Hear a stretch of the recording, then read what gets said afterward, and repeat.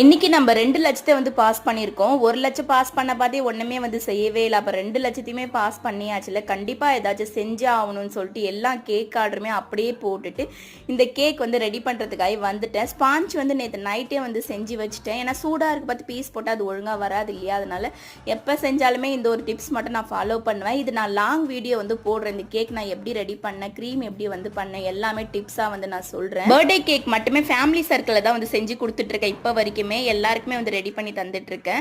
மற்றபடி எனக்கு 60 kilo 70 kilo ஆர்டர்ஸ்லாம் வந்து வாரத்திலே வந்து முடிக்கிறதுனால அது எல்லாமே கொரியர் போடவே நமக்கு நேரம் கரெக்டாக இருக்குது. பர்த்டே கேக்லாம் நான் இப்போ ஆர்டர்லாம் வந்து எடுக்கிறது கிடையாது. இந்த தம் அடை, முட்டை மிட்டாய், தம் ரூட், ப்ரௌனி இந்த மாதிரி ஆர்டர்ஸ்லாம் நம்ம எடுத்துட்டு இருக்கோம். இந்தியா ஃபுல்லாகவே வந்து டெலிவரி பண்ணிட்டு இருக்கோம். பாண்டிச்சேரியா இருந்தீங்கன்னா ஹோம் டெலிவரியுமே அவைலபிளாக இருக்குது. நம்பர் நான் ஸ்க்ரீனில் கொடுக்குறேன். என்ன ஒன்று ஆர்டர் பண்ணிங்கன்னா கொஞ்சம் டிலே ஆகும் கொரியர் வர்றதுக்கு. ஏன்னா நான் அன்றைக்கே செஞ்சு அன்றைக்கே கொரியர் போடுற மாதிரி இருக்கும். உங்களுக்கு முன்னாடி நிறைய பேர் ஆர்டர் பண்ணியிருப்பாங்க.